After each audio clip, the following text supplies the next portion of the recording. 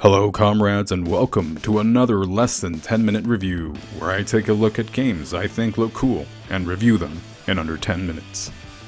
Today I'll be taking a look at the early access game Festival Tycoon. Festival Tycoon is a tycoon management game where you can create and manage your very own festivals, from booking bands to signing deals, selling tickets, and pleasing your guests. Will Festival Tycoon propel into Party Kingdom? Or will it be just another fire festival that gets put out under pressure? Let's find out.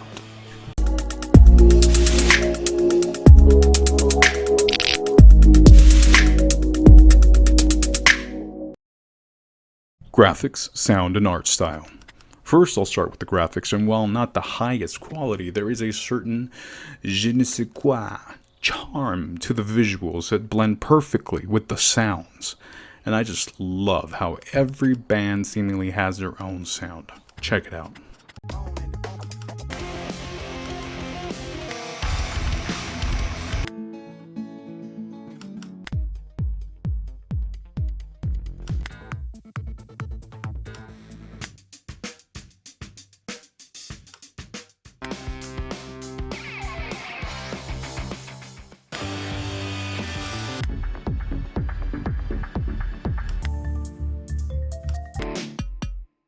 Gameplay.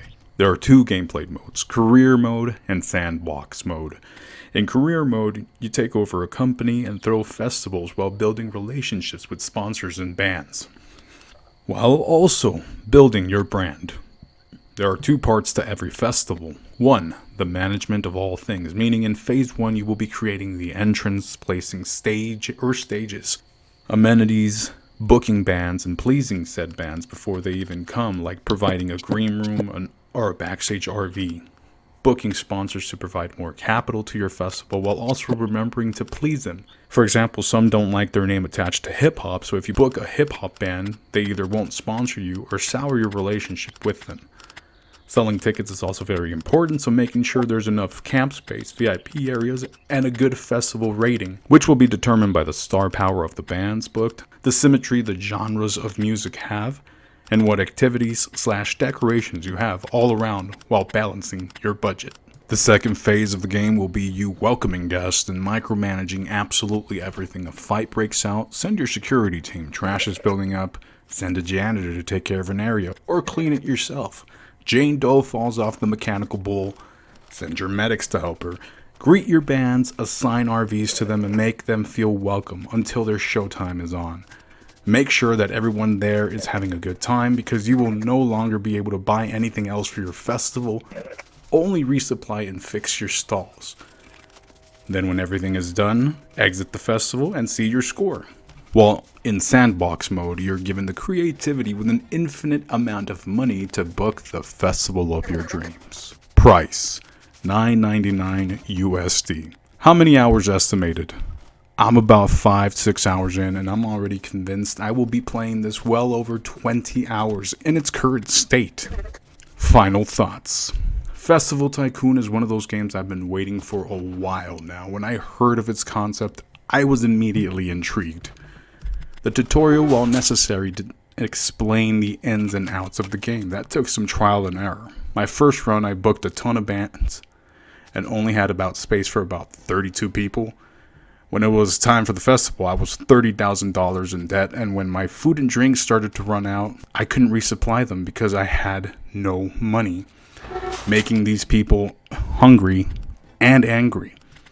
So I started a whole new company and took notice of the much more meticulous details. Turned a 10K profit, had another festival turn 20K profit, only booked 3 bands, made it more about the experience, kept the stands/activities always fueled. But the biggest gripes with this game is after every festival is done, that will be it. All the planning you put into it, positioning of stands and where your campsite was, everything, all of it, just gone.